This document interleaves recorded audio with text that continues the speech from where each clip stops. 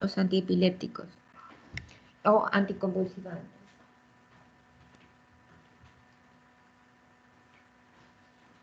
Esta es una clase muy importante debido a que ocurre frecuentemente en todos los tipos de las emergencias, los cuadros de tipo convulsivo. Una descarga de tipo convulsivo es cuando existe una despolarización a través de la bomba de sodio y potasio de las membranas de las neuronas, especialmente de las neuronas que son de primera neurona, que son cerebrales. Las segundas neuronas pueden producir contracciones. Es diferente una contracción que una convulsión. Una convulsión es frecuentemente porque le ocurre que una neurona en una zona del tejido cerebral se ha producido la hipoxia y la muerte, y las zonas periféricas a ella pueden producir descargas para tener una respuesta de la neurona primaria, que es la cerebral, mientras que la contracción es aquella que ocurre en la segunda neurona, que es la zona romboencefálica o la zona de la médula espinal, produciendo contracciones tónico-clónicas o también en otros tipos de movimientos que son fasciculaciones en las placas motoras, pero nosotros vamos a hablar especialmente de la primera neurona. Las patologías del cuadro convulsivo aparecen especialmente desde la edad temprana. Pueden aparecer por hipertermia, por inmadurez neurológica de los pacientes, especialmente los prematuros, o por hipertermia. La hipertermia en la zona del tálamo, que es regulada la temperatura, también es inmadura porque no tiene tejido de mielina, y el tejido de mielina es el que va a dar el soporte.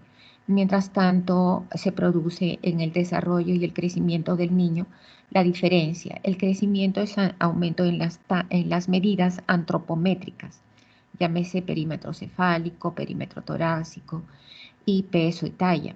Y el desarrollo es especialmente en la maduración de la neurona para sus movimientos finos, los movimientos motores gruesos, el desarrollo del lenguaje, el aprendizaje. Entonces vamos a darles la clase que corresponde a los cuadros, como indica la clase teórica separada en el sílabo. El objetivo terapéutico. Debemos tratar el cuadro de la crisis convulsiva. Es un anticonvulsivante. Normalmente una neurona se produce su muerte a los 5 minutos por hipoxia. Entonces solamente tenemos aproximadamente 3 minutos para poder tener acción muy pronta y oportuna.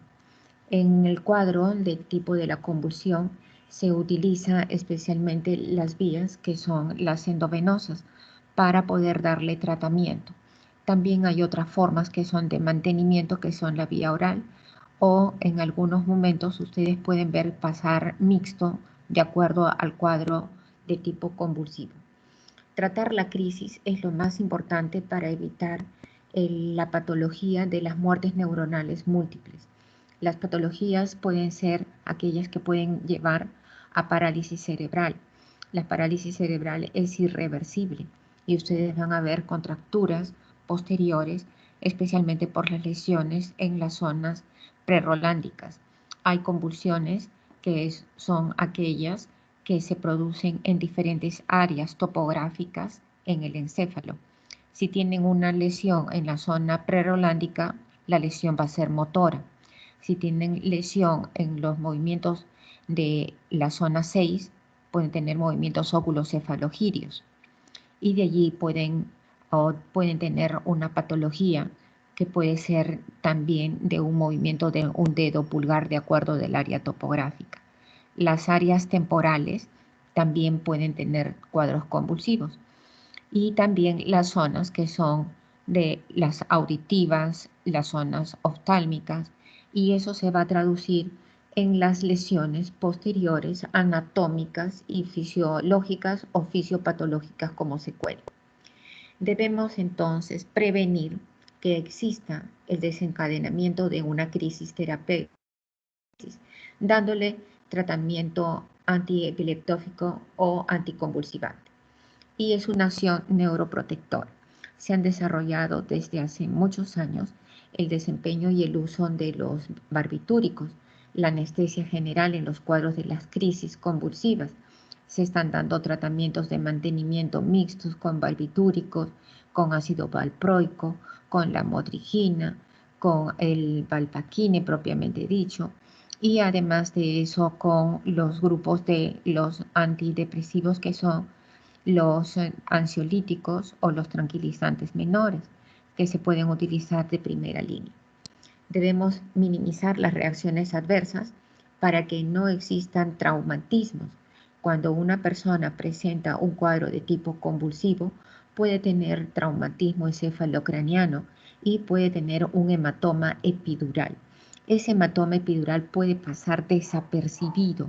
Sin embargo, a las pocas horas puede producirse como se separa la zona de la meninge entre el cráneo, que es un tejido óseo cerrado, salvo el caso de los neonatos que tienen la fontanela anterior o la fontanela posterior, que está abierto, pero pueden llevar después a hidrocefalia.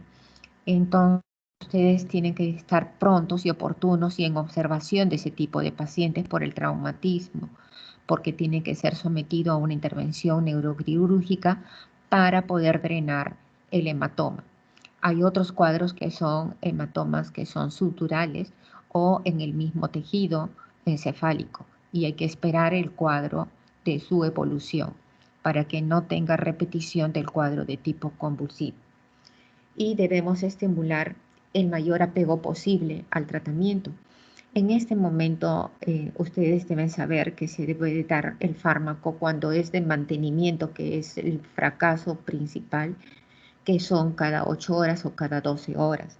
Los fármacos deben darse por kilo de peso, pueden darse en gotas, pueden darse en jarabe, pueden administrarse por vía cápsulas o por vías intramusculares o endovenosas, de acuerdo a las vías de administración que ya hemos estudiado.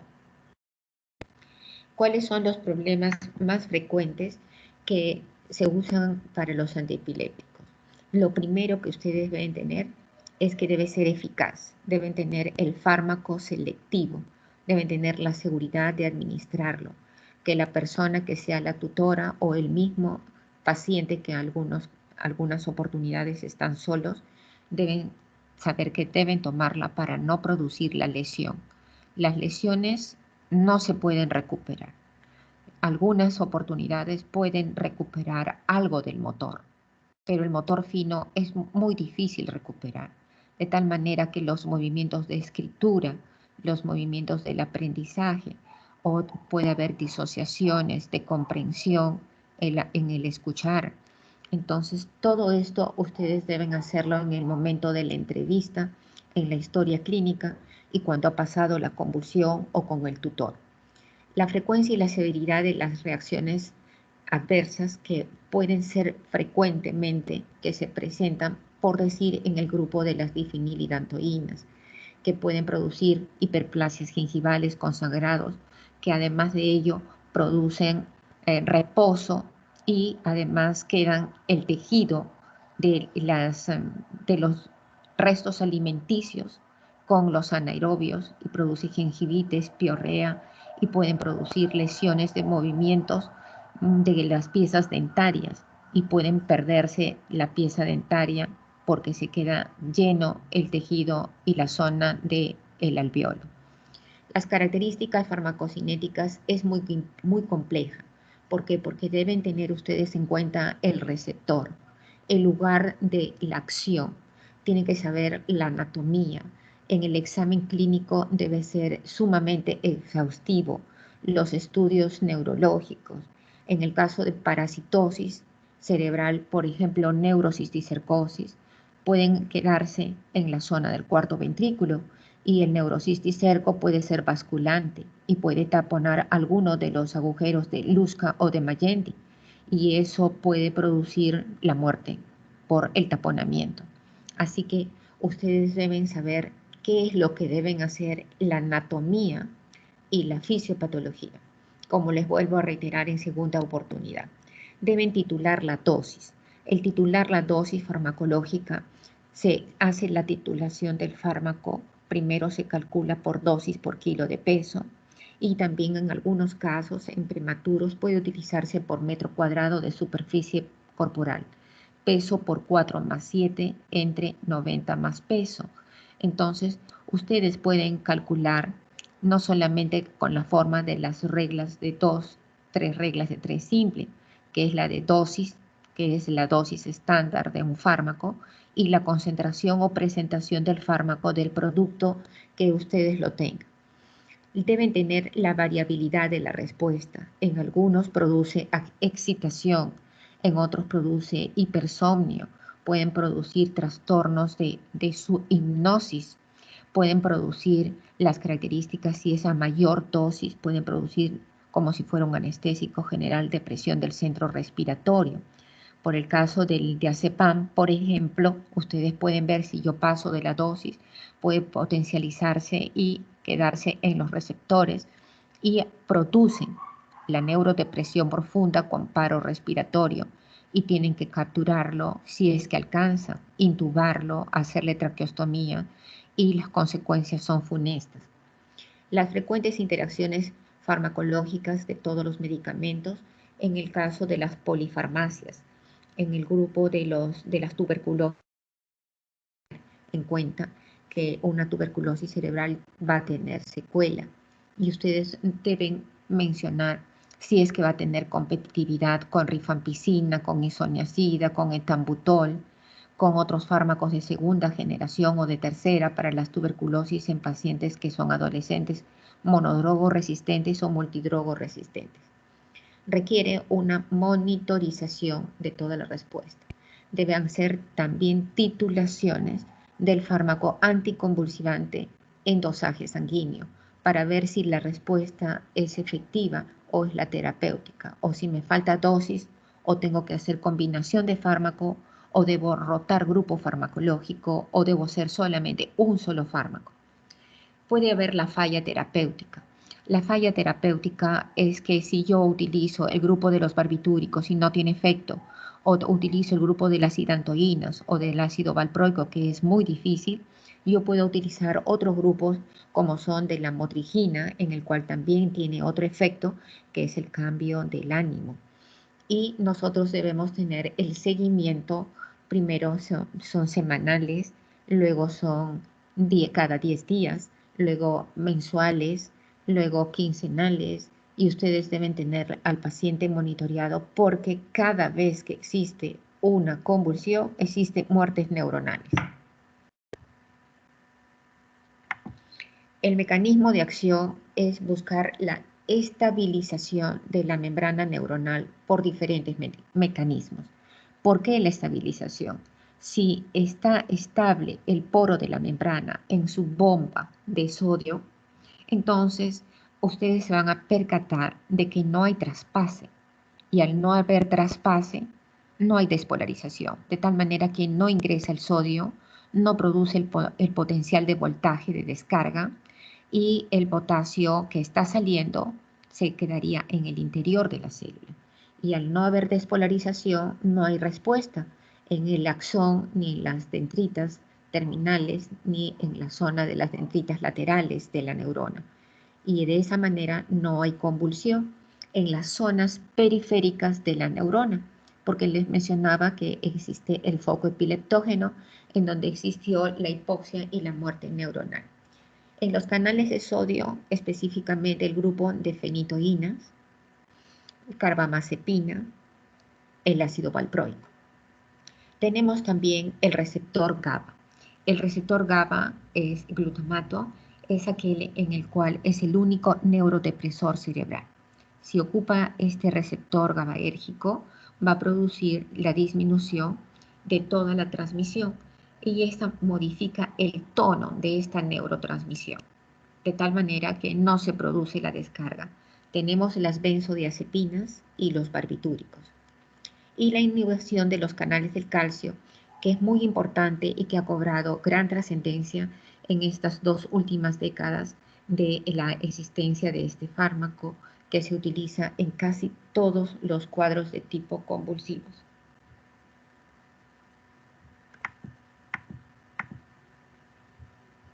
Vamos a hablar entonces del grupo de las hidantoínas. La difenilidantoína o fenitoína tiene un efecto anticonvulsivante especialmente de mantenimiento, a través de la inhibición de los canales de sodio, sin producir la depresión de la conciencia. Eso es muy importante porque el estado de vigilia es aquel que va a hacer que estemos en contacto con el medio externo y el desarrollo de nuestras actividades diarias. Luego, debemos tener una eficacia anticonvulsivante. Es útil en el tratamiento de las convulsiones parciales. Las convulsiones parciales pueden ser aquellas del movimiento solamente de un dedo o movimiento oculocefalogiro. Pueden ser aquellas solamente de trastornos de sensibilidad si están en la zona postrolándica o del cuadro del gran mal que se llama la epilepsia, que es lo que más conocemos. La epilepsia es el nombre del vulgo en general y el gran mal es el cuadro generalizado del cuadro epileptógeno, donde tiene unas etapas definidas. Primero es la preaura. La preaura significa que tiene sensaciones de luces, sensaciones de acúfenos, sensaciones de tinnitus o tiene sensaciones de sabor metálico en la boca o en la saliva. Entonces, eso inmediatamente el paciente o su familiar debe ubicarlo, aunque sea echado en un lugar, lateralizada la cabeza hacia la derecha, para que la lengua esté hacia ese lado y no se degluta lo que está comiendo o sacarle todo el alimento de la boca sin estimular la zona de la úvula para que no haya reflejo glosofaringeo ni reflejo vagovagal. Luego deben aflojarle las correas, los tirantes, el brasier y verle que si convulsiona no se golpee la cabeza. Carecen de eficacia en el tratamiento de la crisis de ausencia. La crisis de ausencia es un estado especialmente de pacientes pediátricos. El paciente está lúcido y de repente se pierde. No lo logran ustedes comunicar y le pueden colocar las manos hacia adelante para ver si hay movimiento de los ojos y el paciente no tiene movimiento. Puede tratar de escribir y de repente el trazo se ve discontinuo y eso es un cuadro de ausencia en los pacientes pediátricos. Y en las convulsiones febriles no tiene efecto. O sea, en los pacientes pediátricos de este tipo no tiene efecto, que es muy importante para que ustedes sepan ver la gama de fármacos que no deben utilizarse. En un cuadro de convulsión febril, ustedes pueden ponerlo a bajarle la temperatura por medios físicos, nunca con agua fría.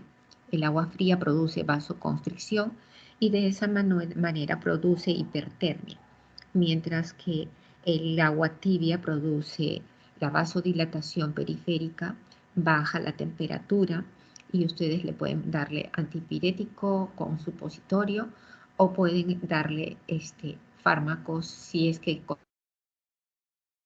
hay que darle fármacos por vía endovenosa, en dosis por kilo de peso, como una emergencia médica.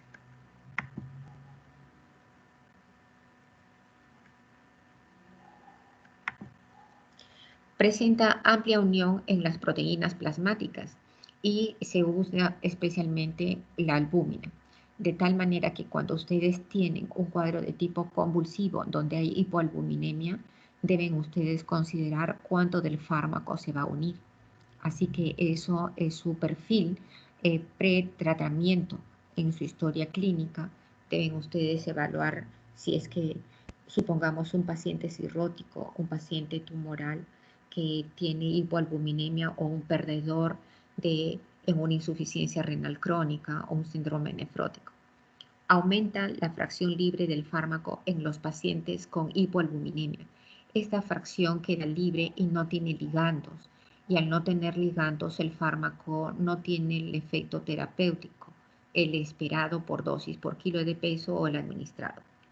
Es un sitio potencial de las interacciones farmacológicas con los fármacos que desplazan la difenilidantoína. La albúmina debe ser la que transporta y puede tener efectos adversos porque no está ligada.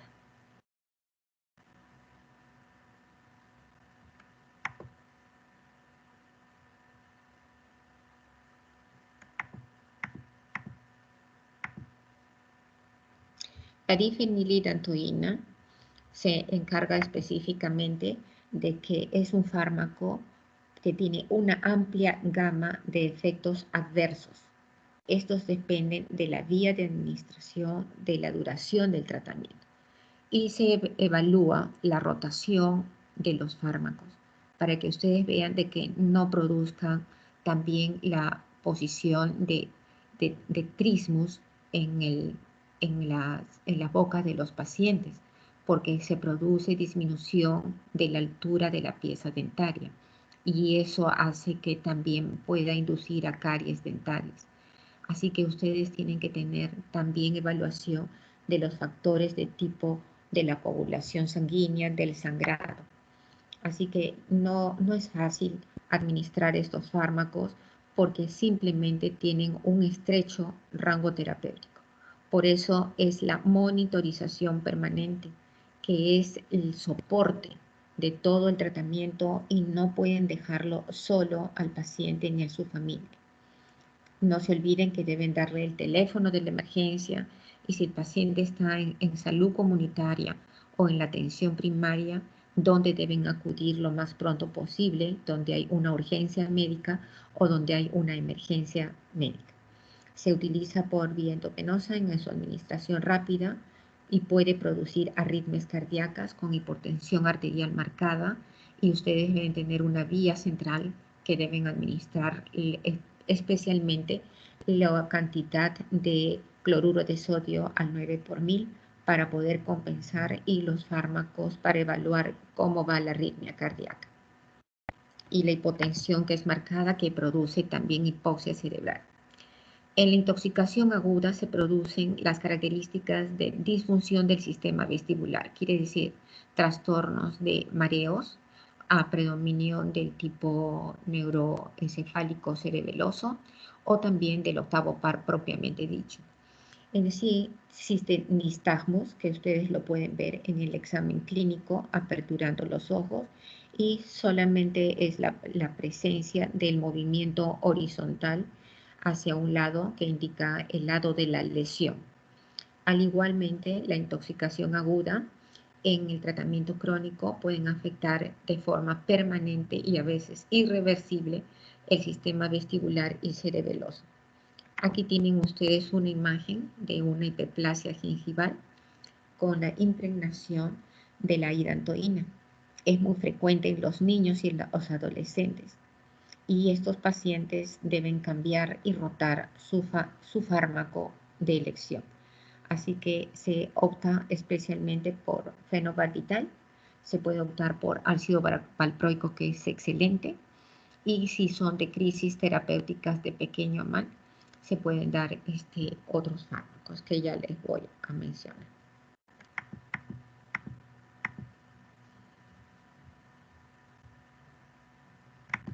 La difenilidantoína tiene síntomas gastrointestinales que son la náusea, el vómito, la epigastralgia, que pueden disminuir que uno no quiera ingerir el fármaco. Así que siempre los fármacos es después de la ingesta de alimento. Y debe evitarse la monodosis diaria, sino la dosis terapéutica, que son cada 8 horas. Así que ustedes deben darle especialmente un alimento que tenga cubierta entérica, especialmente del estómago y también en el intestino. Los panes con mantequilla son buenos protectores. La presencia de huevos con la albúmina presente les ayuda a que ingieran la albúmina que requieren y pueden ingerir más de un huevo al día.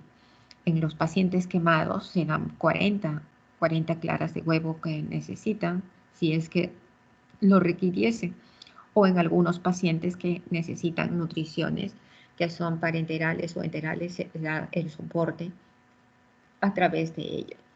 Las reacciones adversas a nivel cutáneo se pueden evaluar de acuerdo a la gravedad. Pueden aparecer ampollas o flictenas. Esto puede debutar desde una urticaria simple, con pápulas, con eritema, o pueden tener ampollas gigantes que son en la boca, en todo el aparato digestivo, el aparato genitourinario, en la zona vaginal. El sangrado es masivo y es un cuadro extremadamente grave.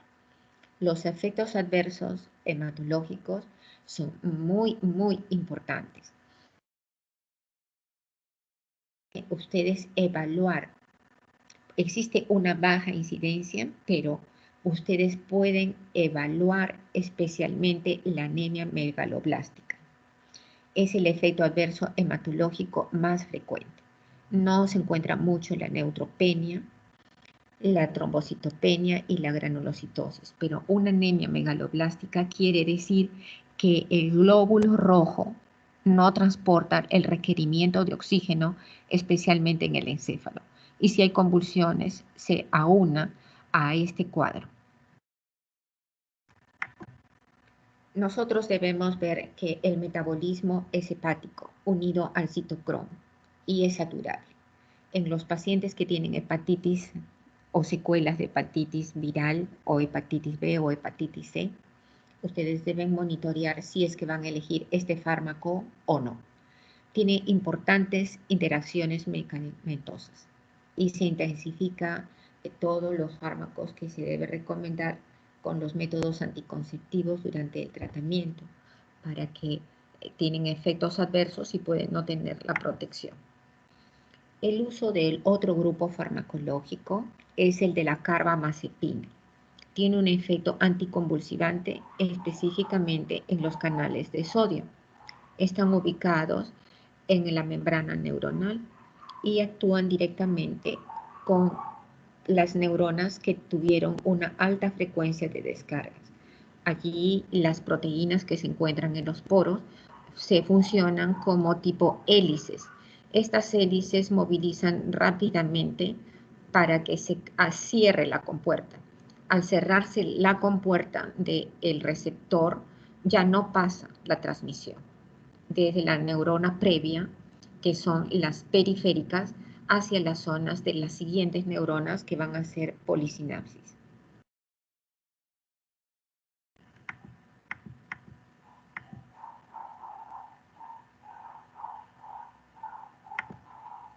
Su perfil de eficacia anticonvulsiva es muy parecido a la difenilidantoína, pero tiene específicamente acciones sobre varios tipos de convulsiones.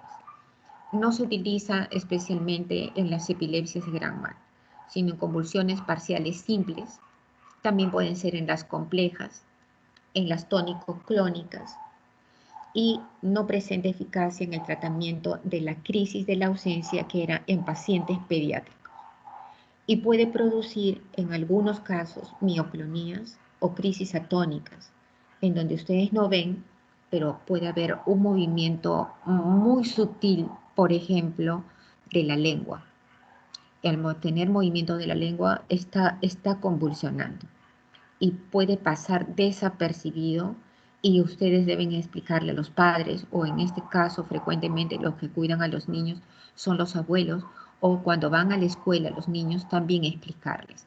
Ahora que los niños están en clases virtuales, los padres o los tutelares deben estar observando y no olvidarse del fármaco por la premura, de hacer las actividades y también de las comunicaciones. Existen problemas de bioequivalencia y se recomienda siempre utilizar el mismo preparado comercial. ¿Por qué? Porque tiene la misma estructura. Es metabolizada a través del nivel hepático. Y esto es trascendente porque es de igual forma que el compuesto original. Y esta carbamazepina, al tener este mismo esquema del mismo, yo no quiero hacer propaganda de una patente, pero sí es el mismo esquema. Así que deben verificar qué fármaco hay de elección y la disponibilidad en el mercado o las instituciones que lo ofertan. Es entonces necesario saber sus metabolitos y su dosificación a nivel de la titulación sanguínea. Y ustedes van a ver en la titulación sanguínea si el fármaco va a tener efecto directamente y preventivo del cuadro de tipo convulsivo. Los efectos adversos más frecuentes durante este tratamiento son a nivel del sistema nervioso central, que ustedes lo pueden ver, la somnolencia, el vértigo, la ataxia, de tal manera de que está prohibido que ellos manejen automóviles, pueden producir riesgo, tienen que tener cuidado al desplazarse, evitar las caídas. En los síntomas gastrointestinales también tiene efectos frecuentes.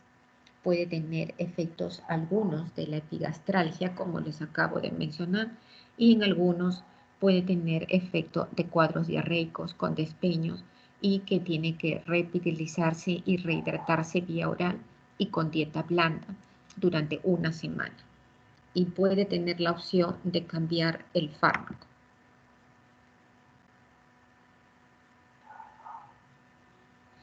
El efecto adverso hematológico es la leucopenia. La leucopenia es proclive de cualquier infección que sea múltiple, especialmente si son pacientes pediátricos, la buena higiene de las vías urinarias. Esto aparece solamente en 10%, pero ese 10% ustedes deben monitorear al menos una vez al mes por un dosaje de un hemograma. Esa es la dosis dependiente y puede resolverse. Únicamente en el caso del 2% de los pacientes producen esta y que ustedes podrían cambiar el esquema o monitorear y podrían tener la opción de rotar con ácido valproico, que es importante, un fármaco de elección. Los antagonistas del calcio, la cimetidina, la isoniazida, los macrólidos aumentan el nivel de carbamazepina, así que ustedes deben evaluar cuánto de dosis van a administrar de carbamazepina para evitar los efectos adversos. Estos efectos que les acabo de mencionar pueden ser competitivos y con los anticonceptivos orales, con la ciclosporina, con los corticoides y otros psicofármacos. Otros psicofármacos que pueden ser la sertralina, la quetiapina, lo que puede producir en algunos ineficacia. La supresión de la carbamazepina en un paciente con anticoagulante, que deben también monitorear el tiempo de coagulación y sangría, y del tiempo de protrombina, que es específico a nivel hepático, puede producir hemorragia importante nasal, que necesita compresión de la fosa nasal, levantar el brazo opuesto y tener cuidado de que no degluta porque se puede aspirar con la sangre, ¿no? Algo importante es que si no pasa, se debe administrar e inclusive puede hacerse taponamiento nasal posterior, aunque ahora en estos momentos es muy complicado porque los taponamientos nasales posteriores pueden ser contaminantes o mayor producto del contagio de coronavirus. Aquí viene un grupo muy importante y el más conocido en nuestro medio, que es el ácido valproico. Su efecto anticonvulsivante es que se recupera de todas las acciones sobre el canales de sodio inactivados. A diferencia de los anticonvulsivantes, reduce la corriente del calcio a un umbral bajo y este mecanismo es responsable de la eficacia en la crisis de la ausencia. El ácido valproico es útil en casi todos los tratamientos. En el tratamiento de las convulsiones parciales, en las generalizadas tónico-clónicas, es el fármaco más utilizado en el tratamiento de la crisis de la ausencia. Y la crisis de la ausencia es vital porque los pacientes pediátricos son los que tienen esto y ellos estaban en el desarrollo neurológico con la mielinización. También es útil en el tratamiento de todas las epilepsias mioclónicas, en la prevención de las convulsiones febriles. En casos de pacientes que tienen patología neurológica, ustedes se van a dar cuenta que deben monitorear con mucho cuidado. El ácido valproico se utiliza como valproato de sodio. Tiene características muy idénticas al ácido valproico, pero tiene una mejor tolerancia digestiva para no tener la dispepsia, la distensión abdominal, los flatos, no el aumento de los radicales sulfidrílicos. Puede producir anorexia o hiporexia, Pero frente a ello, ustedes deben darle alimentos ricos, deliciosos, exquisitos y que sean llamativos. Los nutrientes de las verduras, la presencia de algo que sea sabroso para las personas que lo reciben, los cereales, pueden alimentarse variado con pescado y le pueden echar unas gotas de limón y cambia el sabor. Estos pueden aparecer frecuentemente al inicio del tratamiento y pueden actuar en poco porcentaje sobre los pacientes. Puede haber un aumento de peso y ustedes deben verlo evaluando el índice de masa corporal que se evalúa en el bíceps de cada uno de los pacientes, viendo y monitoreando también el perímetro abdominal. Los síntomas a nivel central que ustedes deben tener en cuenta que se repiten es sedación, ataxia, temblor fino, que puede durar varios meses en el tratamiento y deben monitorearle y explicarle. En algunas personas, por ejemplo, el uso de la quetiapina, que es otro grupo farmacológico que no es anticonvulsivante, pero que se utiliza en los estados de agitación, de depresión, pueden producir movimientos muy, como si fueran hemiválicos, movimientos mioclónicos, igual como el Prescript, que es en tratamientos también para la depresión severa o la depresión moderada. Y ustedes deben descontinuar el tratamiento paulatinamente porque si no tiene efectos adversos, inclusive hasta paros respiratorios. El ácido valproico en un cuadro que tiene una presencia como su metabolismo es enterohepático, deben evaluar el perfil que les acabo de mencionar. Desde el momento del protocolo de inicio de tratamiento, deben saber qué es lo que deben pedir. Un electroencefalograma no es específico para un paciente pediátrico, por el mismo desarrollo, teniendo variabilidad de las ondas. En un paciente adulto sí hay la evidencia de los trastornos, que son los cuadros de polipuntas durante la etapa de la convulsión, donde existen ondas tetas aumentadas, mientras que debemos tener ondas alfa y ondas beta. Entonces nosotros tenemos que monitorear cómo es el esquema. El otro patrón es el perfil hepático. El perfil hepático para ver tiempo de protrombina, tiene que ver dosaje de albúminas, la fosfatasa alcalina, las transaminasas glutámico acética, la pirúvica y todo el perfil hepático. Deben ver la función renal para no pérdida de albúmina en la orina. Deben monitorear cómo hay sangrado, también T-venón en heces y T-venón en orina. Deben evaluar que con el ácido valproico puede haber hepatitis fulminante. Es un efecto adverso muy grave, pero la incidencia es poca. Pero ustedes tienen que evaluar las transaminasas, la fosfatasa alcalina, durante las primeras 12 semanas. De tal manera que le estoy diciendo que la evaluación es semanal, cada 10 días, cada 15 días, cada mes. Así que ese es el esquema.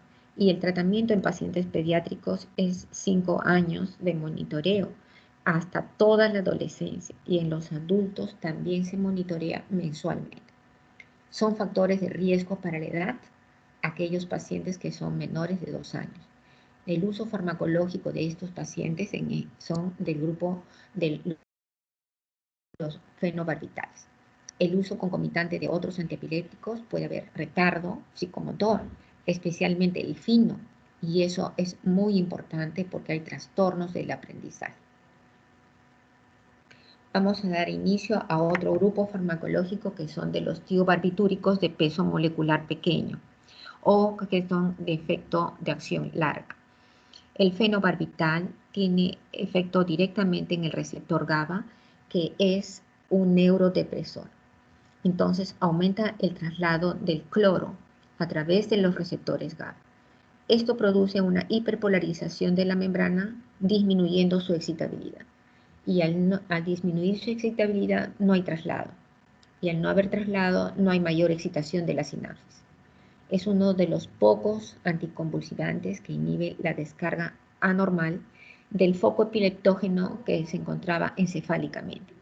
Además, inhibe la propagación hacia otras regiones. Aquí tienen ustedes una imagen de lo que significa dónde actúa el receptor en el cloro para el fenobarbital, los receptores en GABA para cada uno de los beta, los barbitúricos, el etanol, las benzodiazepinas, que ya les voy a explicar. Esto se encuentra en el poro de la membrana.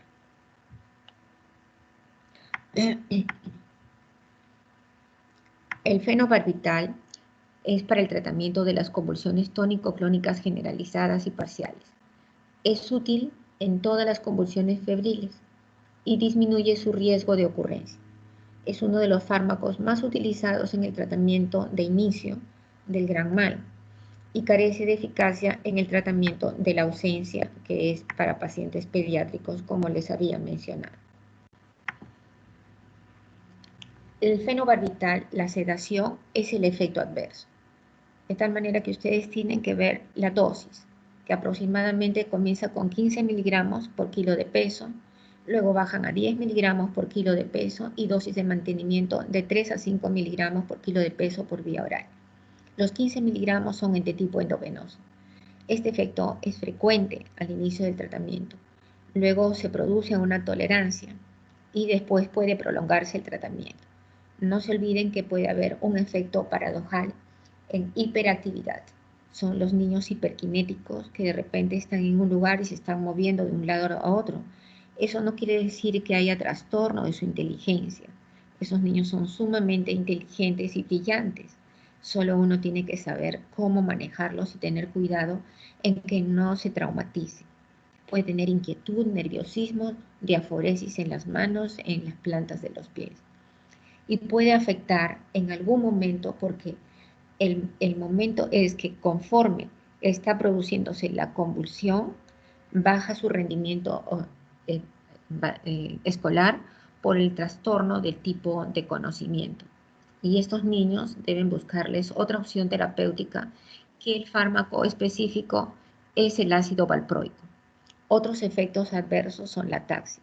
Si ustedes se encuentran en el fenobarbital que no tiene buen efecto, utilicen el ácido valproico. Y ese ácido valproico va a ser el tratamiento de mantenimiento. O si no, los otros fármacos que son derivados de otro esquema terapéutico como la motrigina. Y el fenobarbital tiene otras interacciones que son las sumatorias a los otros depresores del sistema nervioso central, que pueden producir depresión grave en el centro respiratorio y en el centro cardiovascular. No debe utilizarse ningún derivado del alcohol. No deben utilizarse los antagonistas de los receptores de la histamina. Y las benzodiazepinas también pueden potenciar su efecto en los depresores centrales, porque los dos actúan en forma descendente, córtico-subcortical, siguiendo la parálisis de Jackson. Al igual que todos los barbitúricos, el fenobarbital es inductor de las enzimas microsomales hepáticas. Esto es en la proteína G y también las enzimas. Esta proteína G en el sistema retículo endoplásmico rugoso puede haber transductor irregular en el ribosoma en la cinta 50S o 30S, de tal manera que puede haber un trastorno como el mencionado en las transaminasas. Su administración con el ácido valproico aumenta los niveles plasmáticos del feno y pueden anularse este efecto. Y ustedes deben elegir que el ácido valproico debería ir solo. El grupo de las benzodiazepinas es un grupo de los tranquilizantes menores. Es muy utilizado especialmente en el cuadro convulsivo agudo. Una crisis convulsiva para dar un estado convulsivo es aquella que tiene 6 episodios en el día de cuadro convulsivo. Así que ustedes administran el grupo de las benzodiazepinas, por decir diazepam, 0.04 miligramos por kilo de peso. Se administra lentamente. Cuando para la convulsión, ustedes terminan de administrar el fármaco, porque esa es la dosis terapéutica. En caso la primera dosis no tiene efecto, entonces ustedes pueden repetir pasando unos 20 minutos observando minuciosamente viendo y administrándole lentamente otra dosis terapéutica. Entonces va 100% más 100%, porque son las dosis. Y ustedes van a ir calculando cómo se administra la dosis terapéutica efectiva. Supongamos que no rinde efecto. Entonces pueden hacer invernación farmacológica. Pueden nunca utilizar benzodiazepinas con fenobarbital. No se puede utilizar porque les acabo de mencionar, se potencializa y se potencializa en el receptor que se encuentra en el centro respiratorio. Por lo tanto, produce paro respiratorio. Necesitan una emergencia médica, necesitan intubar, necesitan dar respiración asistida y necesitan ventiloterapia. En los cuadros de las crisis convulsivas pueden administrar también anestesia general si el cuadro es central. Entonces también se puede utilizar en una emergencia. En este grupo, lo más frecuente a utilizar son diazepam, lorazepam, clonazepam. Las dosis terapéuticas que más se utilizan en el diazepam es que produce farmacodependencia, así que es solamente para dosis inicial. Y los fármacos de mantenimiento serían clonazepam. Se ha encontrado que tienen menor efecto de dependencia farmacológica y se pueden administrar a dosis terapéuticas de 0,25 o 0,15, dependiendo de la edad del paciente y de la dosis que corresponde y del cuadro clínico. Lo máximo a utilizar son 2 miligramos porque produce depresión neurológica central.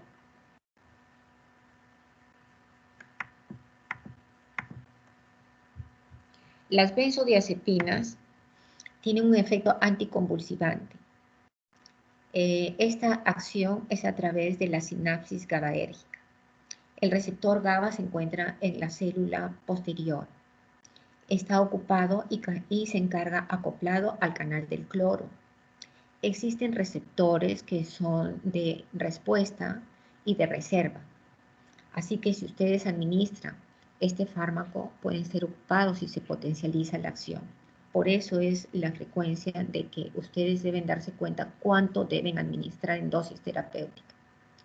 Específicamente las benzodiazepinas aumentan la frecuencia de apertura de los canales del cloro. Los resultados es el aumento de la conductancia solo al cloro, produciendo la hiperpolarización de la membrana neuronal. En el otro decíamos que no se producía la hiperpolarización, se cerraba y al cerrarse no había despolarización. Pero como esta ya está excitada, ya no puede excitarse más del valor del 100%, no puede haber 200% de excitación, ya no hay respuesta. ¿Por qué? Porque inclusive los canales de reserva estarían ocupados. Entonces ustedes van a ver acá cómo funcionan las sinapsis. Aquí en la primera parte es cómo actúan cada uno de los receptores en las membranas y luego cómo se encuentra cada receptor y cada parte de la bomba de membrana. Las benzodiazepinas tienen una eficacia anticonvulsiva en la mayoría de los tratamientos de todas las crisis convulsivas, pero ya saben, solo en pocos días o de dosis de inicio. Las benzodiazepinas, su supresión es la supresión de las crisis convulsivas. La más utilizada es diazepam y lorazepam, pero actualmente el diazepam les produce la farmacodependencia. El lorazepam ha incrementado su costo y el clonazepam es el más cómodo que existe. Y tienen que saber ustedes también qué fármaco pueden administrar que esté al alcance de los ingresos económicos de los pacientes. Las benzodiazepinas presentan eficacia anticonvulsiva en las crisis contra la mayoría de todas las convulsiones y la tolerancia es en pocos días. Entonces, quisiera decirle que existen otros fármacos en los cuales hay resistencia o hay cuadros refractarios al tratamiento de los anticonvulsivantes. Uno de ellos, el más representativo, es la lamotrigina. Es eficaz en las crisis tónico-clónicas generalizadas en las crisis parciales, en las ausencias típicas, en las mioconías, en las crisis atónicas. El mecanismo es la inhibición del canal de sodio, de tal manera que no hay despolarización. La inhibición de la descarga es de alta frecuencia. Actúa sobre los canales también del calcio, impidiendo la liberación de neurotransmisores excitadores como el ácido glutámico en el sistema nervioso central. La lamotrigina mejora también el estado de ánimo y la sensación de control interno. Se utiliza especialmente en las crisis de ansiedad y se utiliza frecuentemente en la noche. ¿Por qué? Porque ahí es el ciclo especial del sueño, donde el sueño tiene, no se ha estudiado muy bien, pero hay las respuestas REM, que en las descargas electroencefalográficas, donde se hacen los estudios para ver las descargas convulsivas, se colocan los electrodos y un registrador en el cual el paciente se encuentra, puede estar 24 horas en el hospital o 12 horas o sectores de 6 horas, donde se monitorea la presencia de las ondas teta especialmente, que son las de descarga, o los complejos polipunta en las descargas del electroencefalograma. Ustedes van a ver que existen otros fármacos, el topiramato, la oscarbazepina, la gabapentina y la pregabalina. En la actualidad, la gabapentina y la pregabalina son de alto uso. La gabapentina se utiliza especialmente en los dolores neuropáticos, en las contracciones musculares de los músculos paravertebrales, en las depresiones, por ejemplo, en el uso de borcetinib, en el uso de la talidomida. ¿Por qué? Porque produce patología que es neurológica periférica. Estos dolores se convierten en dolores neuropáticos crónicos y no calman con nada, ni siquiera medicina física de rehabilitación, ni relajantes de músculo estriado, orciprenalina, ni el tensodox. Y en el paciente diabético, la neuropatía periférica es muy intensa. Y la pregabalina es muy utilizada también como preinductor o profármaco. Este fármaco se caracteriza por evitar estas descargas. En los pacientes oncológicos que tienen neuropatías periféricas, también se utiliza gabapentina 3 veces al día, junto o después de los alimentos, para que tenga una buena absorción.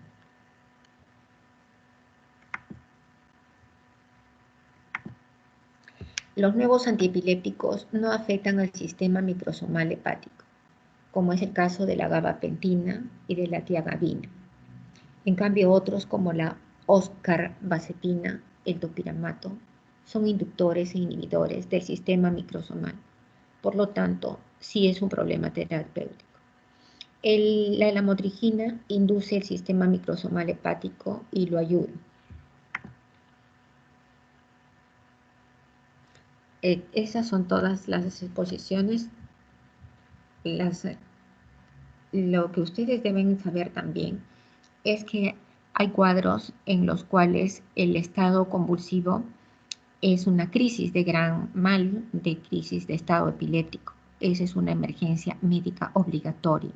Deben llevar ustedes a los pacientes y se puede hacer invernación farmacológica en el caso del femorbarbital o utilizando algún derivado neurodepresor que sea profundo, controlando el monitoreo especialmente de la frecuencia de tipo respiratoria y que no existan desbalance ni cambios de respiración de Kussmaul o de Cheyne-Stokes, ni otros de Biot.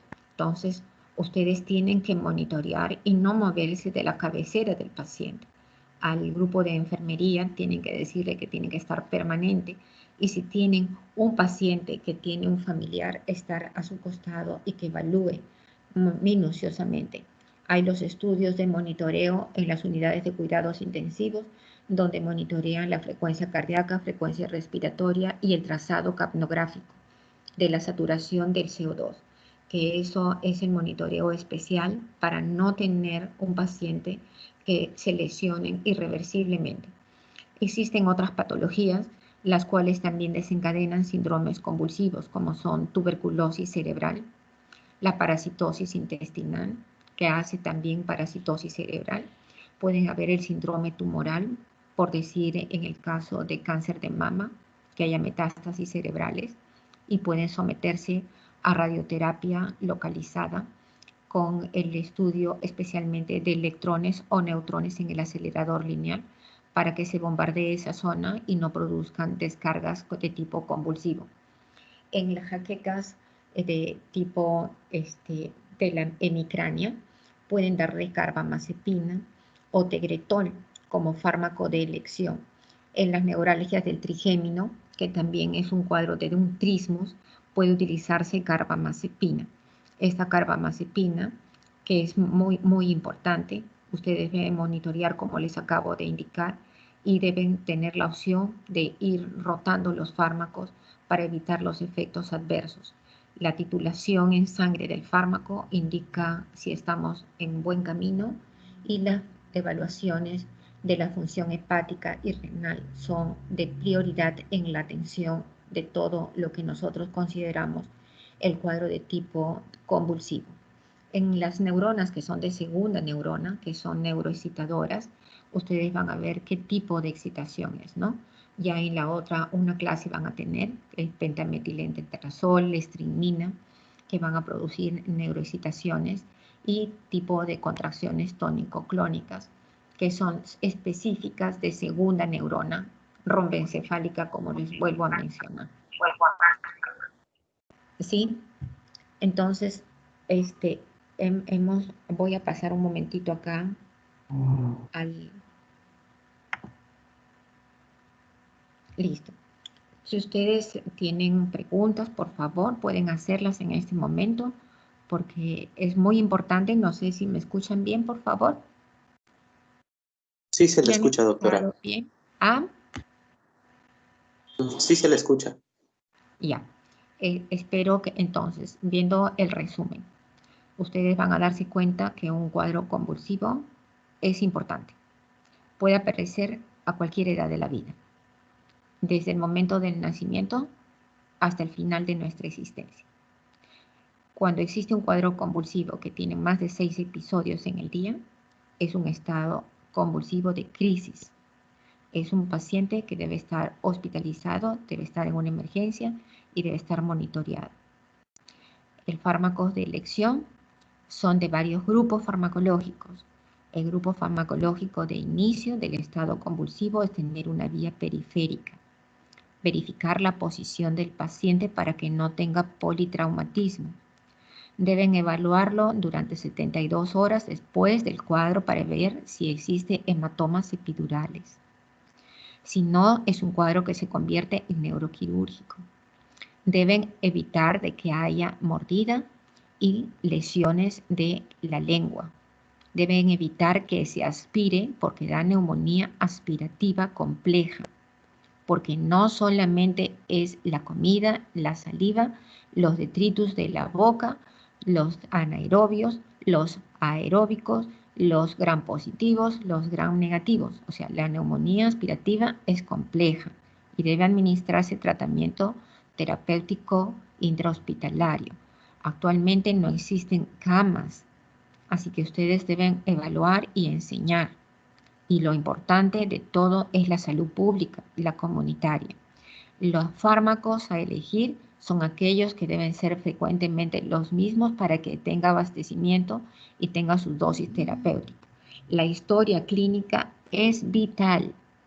Los padres, los familiares, los tutores o los que responden, van a ustedes ver que les quería decir que en el cuadro de epilepsia existía una preaura.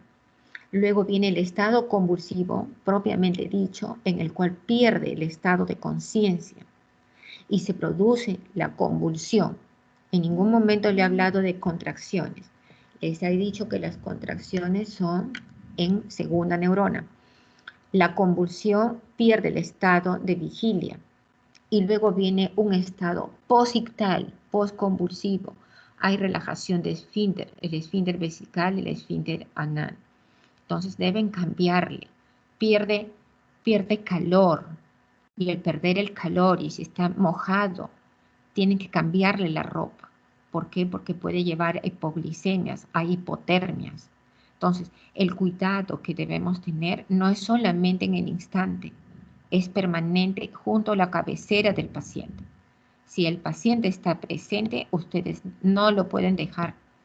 Deben dejarles no con alguien que lo evalúe, con controles. Sé que el trabajo es muy arduo en todo lugar, pero hemos elegido esta profesión y no podemos abandonar al paciente. La razón de ser de nosotros es el paciente.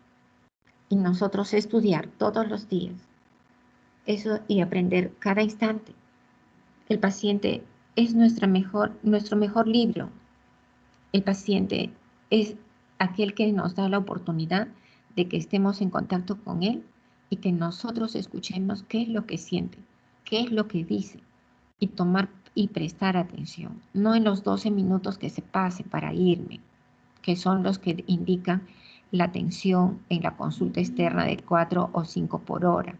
Entonces, deben tener los 15 minutos dedicados a conciencia. Deben escribir correctamente, aunque no alcance el tiempo.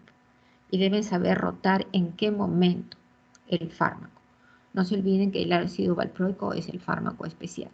En el cuadro del inicio deben administrar diazepam 0.04 miligramos por kilo que se puede administrar. No deben mezclar diazepam con fenobarbital para cambiarlo. Pueden pasar del diazepam al ácido valproico o pueden pasar del fármaco de diazepam, pueden pasar a fenitoína. Pueden administrar fenobarbital de inicio y ya no regresar a diazepam ni a clonazepam. No, deben quedarse con fenobarbital, pueden rotar después ácido valproico, pueden rotar si fracasa a la motrigina, pueden ir rotando de acuerdo al grupo farmacológico y a las epilepsias refractarias al tratamiento. Si tienen preguntas, por favor.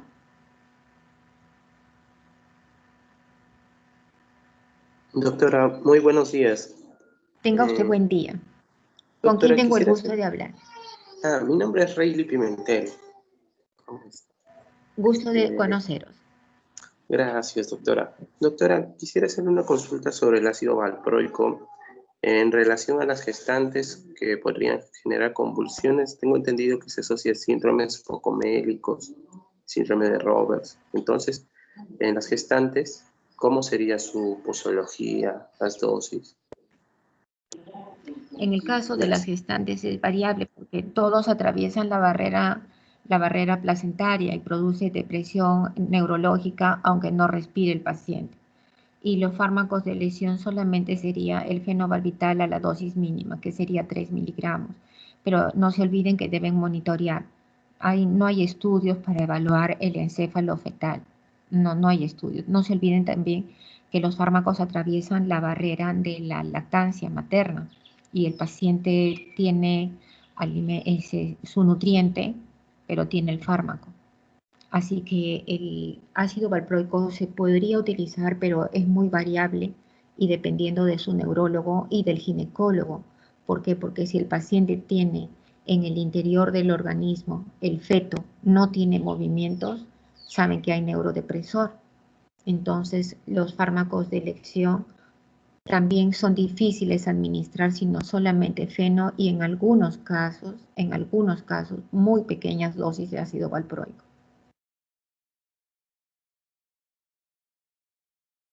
Doctora, ¿podría hacerle una segunda pregunta? Sí, dígame usted.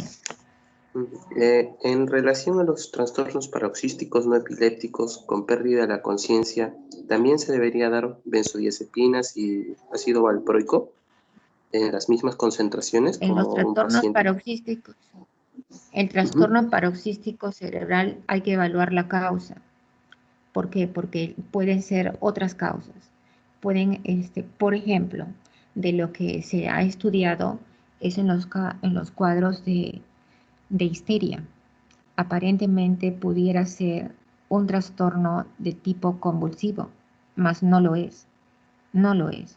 Entonces el fármaco de elección sería sertralina y no un anticonvulsivante.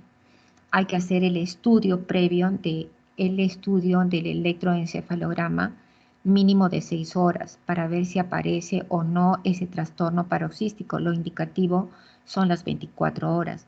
No, en el inicio de un cuadro paroxístico solamente se debe dar el diazepam en el momento, nada más. Y el resto tiene que someterse a la evaluación. Inclusive, en movimientos periféricos debe hacerse electromiografía para ver si es un cuadro de primera, de segunda neurona o de la placa neuromotora.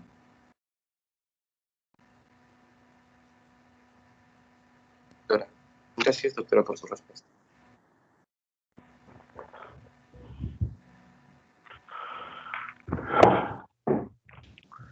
Muy bien. Una pregunta, doctora. Siempre se debe pedir un electroencefalograma, en este caso de crisis convulsivas, porque creo que algunos también piden resonancias magnéticas o tomografías, no sé qué, pero siempre se debe pedir entonces un electroencefalograma en esos casos.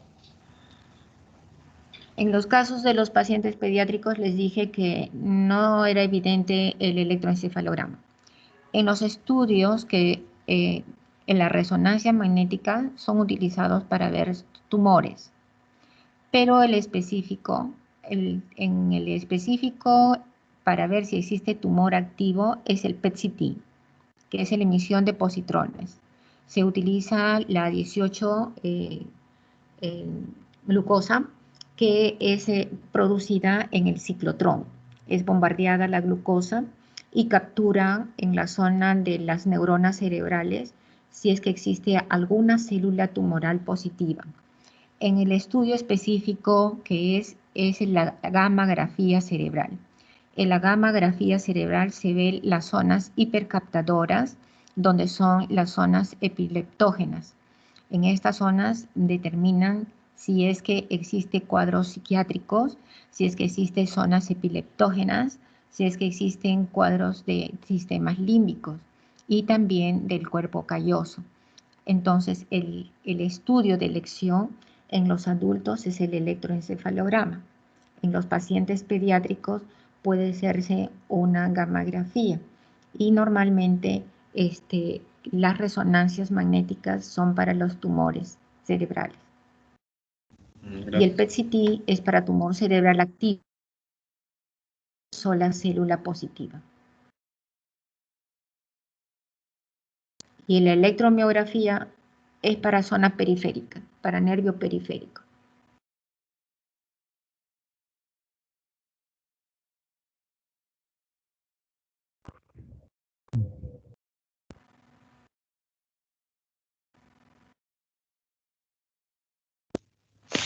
Doctora, buenos días. Sí, buen día. ¿Se me escucha? Bueno, ¿qué tal? Buenos días, soy Pedro Sí, Almeida. Con gusto. Tengo una dígame pregunta. usted. En cuanto a los fármacos que se habló el día de hoy, también comentó acerca de los monitoreos, pues que, ¿no? Puesto en cuanto a disfunción hepática, hablar de transaminasas, ¿no? Habló también el tema de algunos problemas sanguíneos, ¿no? Evaluar perfiles hepáticos, etcétera. ¿Podría, por favor, ahondar un poquito más en ello, por favor?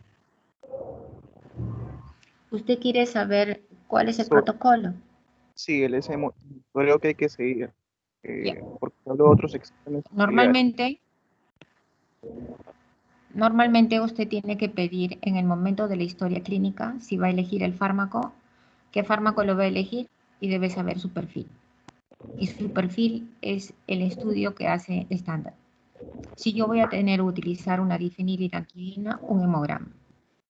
Si voy a tener un estudio especialmente del ácido valproico, voy a obtener todo mi perfil de tipo de perfil hepático y también el renal. ¿Por qué? Porque nosotros necesitamos el dosaje de albúminas y en el dosaje de albúminas se elimina también en el riñón. Así que los esquemas son, primerito, un hemograma básico. Segundo, un perfil hepático. Tercero, un dosaje de microalbuminuria en orina de 24 horas. El cuarto, aquellos que tienen alteración en los microsomas hepáticos, tiempo de coagulación y sangría. Esos son los estudios que deben tener. Si el paciente, ustedes han visto que tiene el cuadro compulsivo, no necesariamente deben saber y tomar un electroencefalograma. Solamente el electroencefalograma les va a decir que hubo la lesión o que tienen un tipo de lesión y dónde está la lesión. Si tienen en una zona temporal, le va a decir la topografía. Si le va a decir en la zona frontal, van a decir qué tipo si es de tipo prerolándica, si es postrolándica. Depende de dónde está ubicado el chip que es colocado en el chupón que es colocado en el encéfalo. Entonces ustedes van a ver la zona donde se hizo. Y los otros son de altísimo costo. Así que lo importante es su clínica.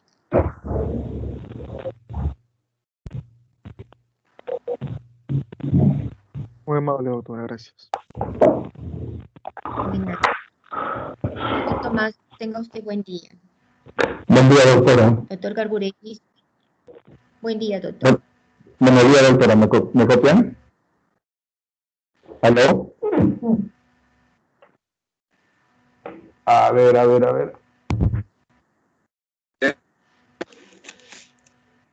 ¿Aló? Doctor, ¿se le escucha bien? ¿Se me escucha bien? Sí, doctor Gargurevich. Buen día. Buen día, doctora. Buenos días. Agradecerle a la